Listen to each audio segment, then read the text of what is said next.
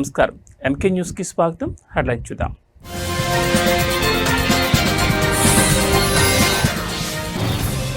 ఇవాళ మరోసారి హస్తినకు వెళ్లనున్న సీఎం రేవంత్. రేపు ఢిల్లీలో తెలంగాణ కాంగ్రెస్ ధర్నా.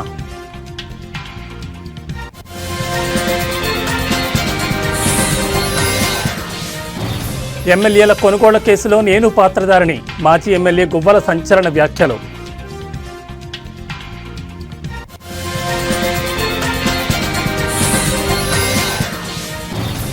ఇవాళ రేపు తెలంగాణకు వర్ష సూచన.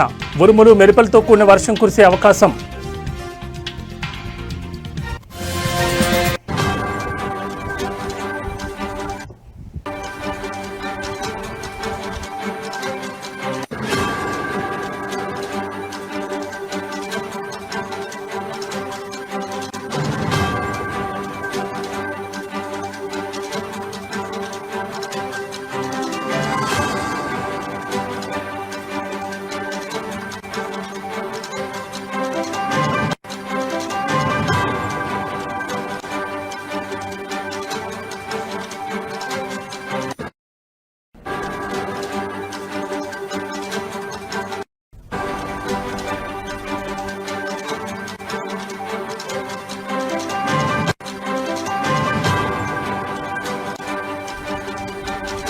బులెటిన్లో బ్రేకింగ్ న్యూస్ చూస్తున్నాం. తెలంగాణ ముఖ్యమంత్రి రేవంత్ రెడ్డి ఇవాళ మరోసారి ఢిల్లీకి వెళ్లనున్నారు.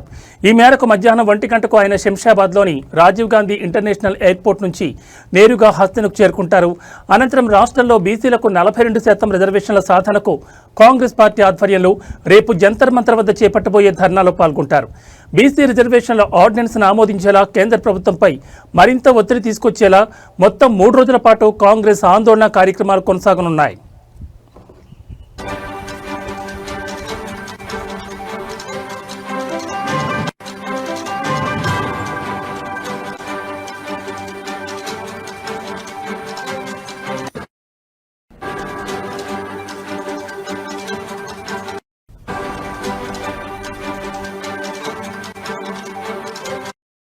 బీసీ రిజర్వేషన్ల అంశంపై పార్లమెంట్లో కాంగ్రెస్ ఎంపీలు వాయిదా తీర్మానాలు ఇవ్వనున్నారు. ఈ ధర్నాలో పాల్గొనేందుకు ఇప్పటికే తెలంగాణ కాంగ్రెస్ పార్టీ వ్యవహారాల incharge Meenakshi Natarajan, TPCC chief Mahesh Kumar Goud, మంత్రులు, ఎమ్మెల్యేలు, ఎమ్మెల్సీలు, ఆయా జిల్లాల ముఖ్య నాయకులు ఢిల్లీకి చేరుకున్నారు. అదేవిధంగా ఏఐసీసీ చీఫ్ మల్లికార్జున్ ఖర్గే, లోక్సభ పక్ష నేత రాహుల్ గాంధీ, ప్రియాంక గాంధీ, ఇతర నేతలు ఈ ఆందోళనలో పాల్గొనబోతున్నట్లుగా తెలుస్తోంది.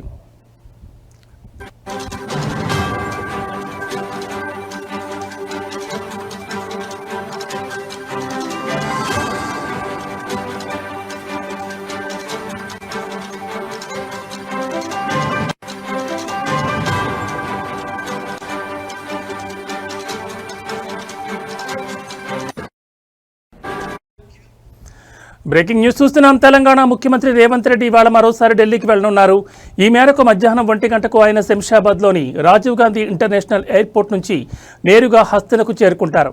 అనంతరం రాష్ట్రంలో బీసీలకు 42% రిజర్వేషన్ల సాధనకు కాంగ్రెస్ పార్టీ ఆధ్వర్యంలో రేపు జంతర్ మంతర్ వద్ద చేపట్టబోయే ధర్నాలో పాల్గొంటారు. బీసీ రిజర్వేషన్ల ఆర్డినెన్స్ను ఆమోదించేలా కేంద్ర ప్రభుత్వంపై మరింత ఒత్తిడి తీసుకొచ్చేలా మొత్తం 3 రోజుల పాటు కాంగ్రెస్ ఆందోళన కార్యక్రమాలు కొనసాగనున్నాయి.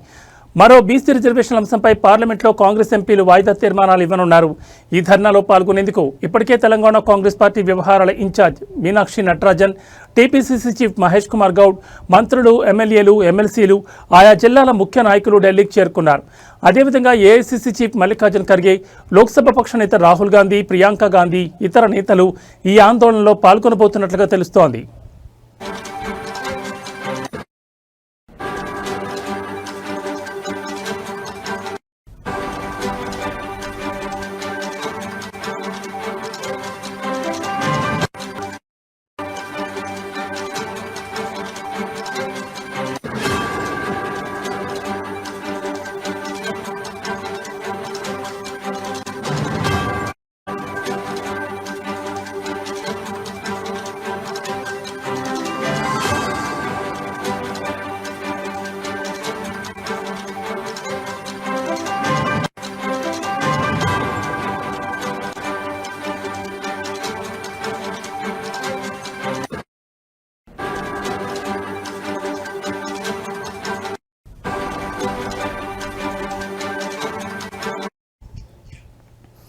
బులెటిన్లో మరో బ్రేకింగ్ న్యూస్ చూస్తున్నాం. తెలంగాణలో వచ్చే 3 రోజుల పాటు వర్షాలు కురిసే అవకాశం ఉందని వాతావరణ శాఖ తెలిపింది. ఇవాళ రేపు రాష్ట్రంలోని కొన్ని ప్రాంతాల్లో ఉరుములు మెరుపులతో కూడిన వర్షాలు కురిసే అవకాశం ఉంది. పలు చోట్ల మోస్తరు నుంచి భారీ వర్షాలు పడే అవకాశం ఉన్నందున అధికారులు జాగ్రత్తలు తీసుకోవాలని హెచ్చరించారు. ముఖ్యంగా లోతట్టు ప్రాంతాల ప్రజలు అప్రమత్తంగా ఉండాలని సూచించారు.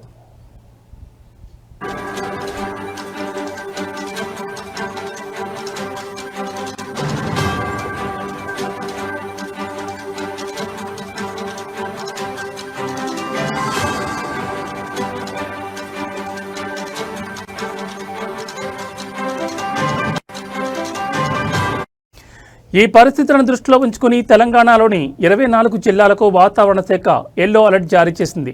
ఇదిలా ఉంటే నిన్న కురిసిన భారీ వర్షానికి హైదరాబాద్ నగరం తడిసి ముద్దైంది. అనేక ప్రాంతాల్లో వర్షపు నీరు చేరి ప్రజలు తీవ్ర ఇబ్బందులు పడుతున్నారు.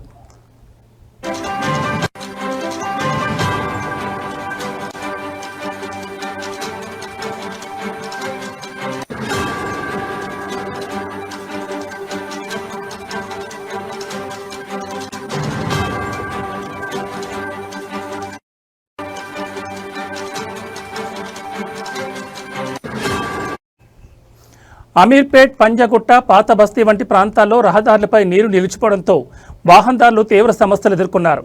వర్షం కారణంగా ట్రాఫిక్ కూడా నిలిచిపోయింది. భారీ వర్షం కారణంగా డ్రైనేజీలు పొంగి పొర్లి రహదారులపైకి నీరు చేరింది. అధికారులు పరిస్థితిని అదుపులోకి తీసుకురావడానికి చర్యలు చేపట్టారు.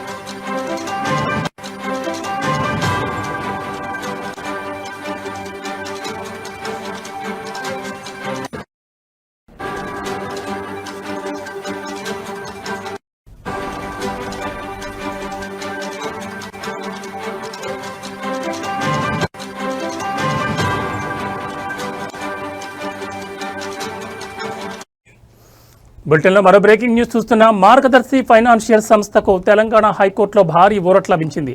సంస్థపై చాలా కాలంగా నడుస్తున్న క్రిమినల్ ప్రొసీడింగ్స్ను రద్దు చేస్తూ హైకోర్టు సోమవారం కీలక తీర్పు వెలువరించింది. తమపై ఉన్న క్రిమినల్ కేసును కొట్టివేయాలని కోరుతూ మార్గదర్శి ఫైనాన్షియల్స్ దాఖలు చేసిన పిటిషన్ను న్యాయస్థానం అనుమతించింది.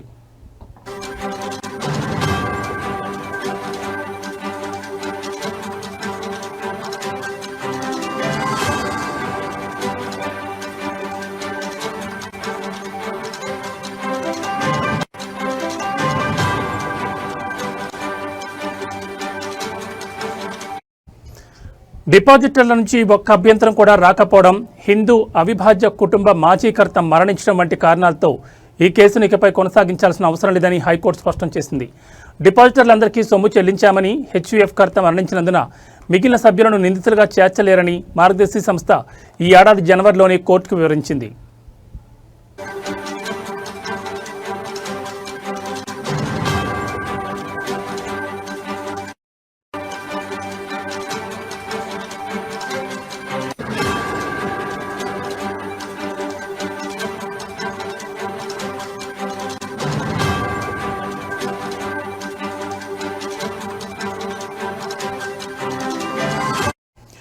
ఆర్బీఐ నిబంధనలకు విరుద్ధంగా ప్రజల నుంచి డిపాజిట్లు సేకరించారన్న ఆరోపణలతో 2008లో ఉమ్మడి ఆంధ్రప్రదేశ్ ప్రభుత్వం మార్గదర్శిపై క్రిమినల్ కేసు నమోదు చేసింది. ఈ కేసును 2018లోనే హైకోర్టు ఒకసారి కొట్టివేసింది. అయితే ఈ తీర్పుపై ఫిర్యాదుదారు సుప్రీంకోర్టును ఆశ్రయించారు.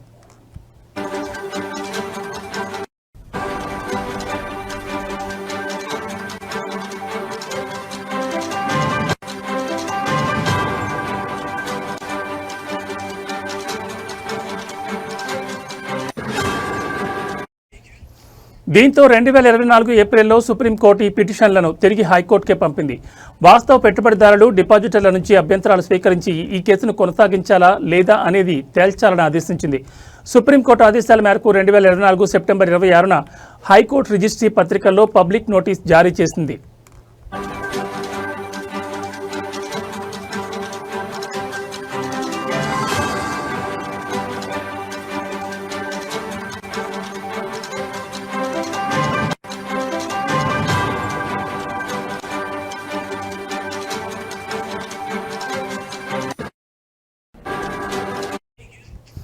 అయితే డిపాజిట్లన్నీ గతంలోనే చెల్లించినందున ఒక్క డిపాజిటర్ కూడా క్లెయిమ్తో ముందుకు రాలేదు. ఈ పరిణామాలను పరిగణలోకి తీసుకున్న హైకోర్టు మార్గదర్శి ఫైనాన్షియర్స్పై ఉన్న క్రిమినల్ కేసును రద్దు చేస్తూ తుది తీర్పు వెలువరించింది.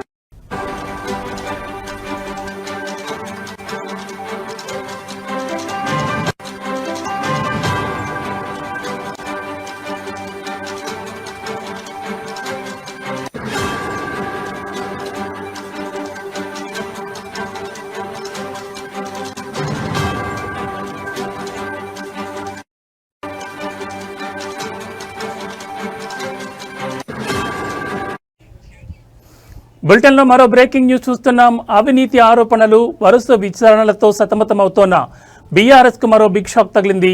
నాగర్ కర్నూలు జిల్లా బీఆర్ఎస్ పార్టీ అధ్యక్షుడు అచ్చంపేట మాజీ ఎమ్మెల్యే గువ్వల బాలరాజు పార్టీకి రాజీనామా చేసిన విషయం తెలిసిందే.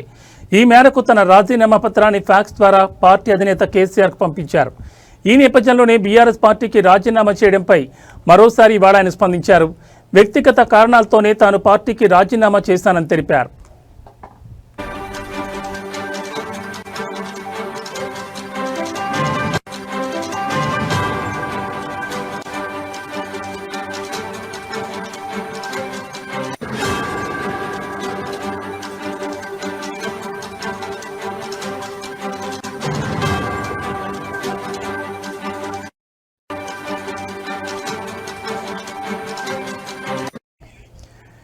ఈ నెల 2వ తేదీనే తాను పార్టీకి రాజీనామా చేశానని, కాళేశ్వరం నివేదిక వచ్చాక చేశానని కొందరు కామెంట్ చేయడం సరికాదన్నారు. తన లేఖలో ఎక్కడ అసంతృప్తి వ్యక్తం చేయలేదని అన్నారు. మారిన రాజకీయ పరిస్థితుల నేపథ్యంలోనే జాతీయ రాజకీయాల వైపు వెళ్లాలని నిర్ణయించుకున్నానని కామెంట్ చేశారు. ఇక ఎమ్మెల్యేల కొనుగోలు కేసులో తాను సూత్రధారిని కాదని, కేవలం పాత్రధారిని అంటూ సంచలన వ్యాఖ్యలు చేశారు. కేసీఆర్ అక్కడ ఏం జరుగుతుందో చూడమంటేనే చూసేందుకు తాను వెళ్లానని తెలిపారు. బీజేపీలో బీఆర్ఎస్ పార్టీ విలీనంపై తాను ఎక్కడా మాట్లాడలేదన్నారు. ఇంకా ఏ పార్టీలో చేరాలన్నది డిసైడ్ చేసుకోలేదని, తన అనుచర వర్గం జిల్లా ప్రజల ఆకాంక్ష మేరకు త్వరలోనే నిర్ణయాన్ని వెల్లడిస్తానని గువ్వల బాలరాజు స్పష్టం చేశారు.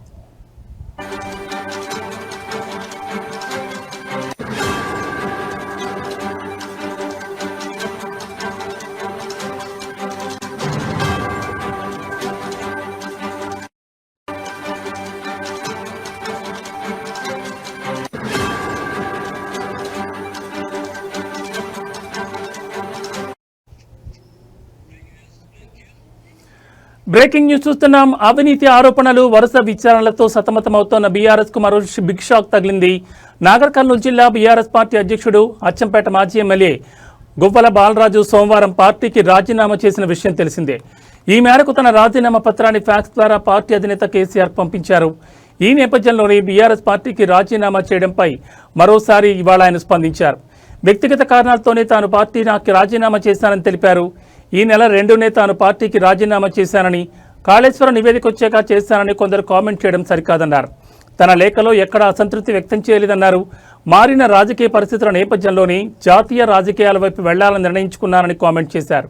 ఇక ఎమ్మెల్యేల కొనుగోలు కేసులో తాను సూత్రధారిని కాదని, కేవలం పాత్రధారిని అంటూ సంచలన వ్యాఖ్యలు చేశారు. కేసీఆర్ అక్కడ ఏం జరుగుతుందో చూడమంటేనే చూసేందుకు తాను వెళ్లానని తెలిపారు. బీజేపీలో బీఆర్ఎస్ పార్టీ విలీనంపై తాను ఎక్కడా మాట్లాడలేదన్నారు. ఇంకా ఏ పార్టీలో చేరాలన్నది డిసైడ్ చేసుకోలేదని, తన అనుచర వర్గం జిల్లా ప్రజల ఆకాంక్ష మేరకు త్వరలోనే నిర్ణయాన్ని వెల్లడిస్తానని గువ్వల బాలరాజు స్పష్టం చేశారు.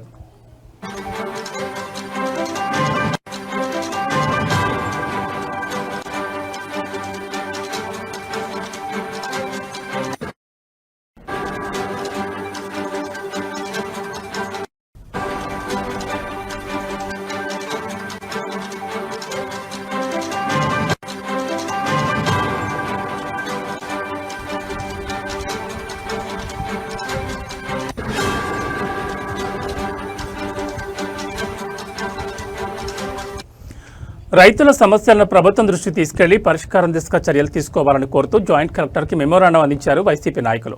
రైతులు పడుతున్న ఇబ్బందులను జాయింట్ కలెక్టర్ కాకాణి పూజిత, ఎమ్మెల్సీ పర్వతిరెడ్డి చంద్రశేఖర్ రెడ్డి వివరించారు.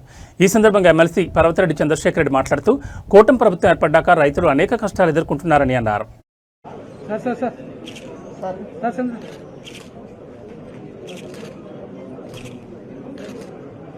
కూటమి ప్రభుత్వం ఏర్పడిన తర్వాత రైతుల కష్టాలు అనేనిగా మొదట్లో రాజశేఖర రెడ్డి గారు కానీ అలానే జగన్మోహన్ రెడ్డి గారి ప్రభుత్వంలో వర్షాలు చక్కగా పడడం కానీ గిట్టుబాటు ధరలు కానీ అలానే ప్రభుత్వం నుంచి రైతులకు అందాల్సినటువంటి సహకారం అది కరెంటు రూపంలో కానీ ఎరువుల రూపంలో కానీ విత్తనాల దగ్గర నుంచి పంట అమ్ముకునేంత వరకు కూడా ప్రతి ఒక్క దాంట్లో కూడా అటు రాజశేఖర రెడ్డి గారు కానీ జగన్మోహన్ రెడ్డి గారు కానీ ఇద్దరు కూడా చేసినటువంటి కృషి వల్ల రైతులు చాలా చక్కగా సంతోషంగా కూడా ఉన్నారు.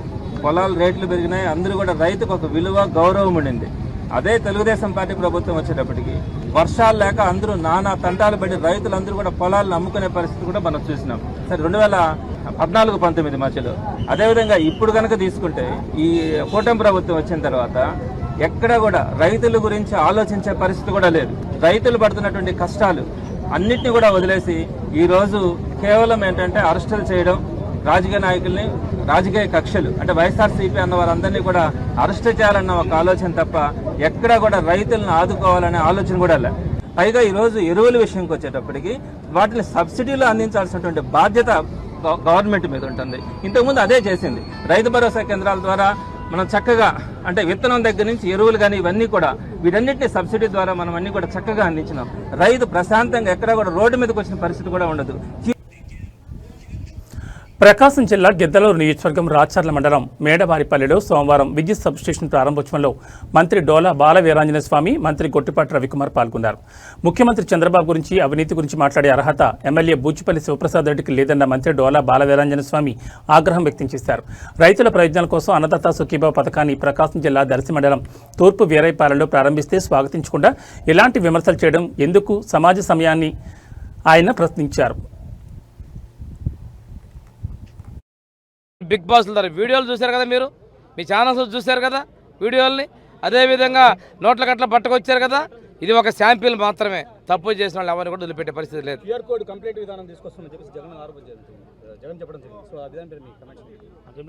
అంటే నువ్వు క్యూఆర్ కోడ్ కదయా. మేము ఆ రోజు కష్టపడ్డాం, మమ్మల్ని ఇబ్బందులు పెట్టారు, చరిత్ర మీరు మర్చిపోతున్నారు. మేము ఎవరూ ఇబ్బంది పెట్టట్లా. పెట్టుకోండి, ఇబ్బంది ఏమవుతుంది? ప్రజలు చేసిన తర్వాత సంవత్సరం కూడా అవుతుంది. నేను తిరస్కరించారు ప్రజలు. 11 పర్మిట్ చేసి ఇంకా నువ్వు మాట్లాడేది ఇలాగా. ప్రజాస్వామ్యంలో మీకు స్వేచ్ఛను ఇచ్చాం, చేయండి, మీ ఇష్టం వచ్చినట్టు చేయండి.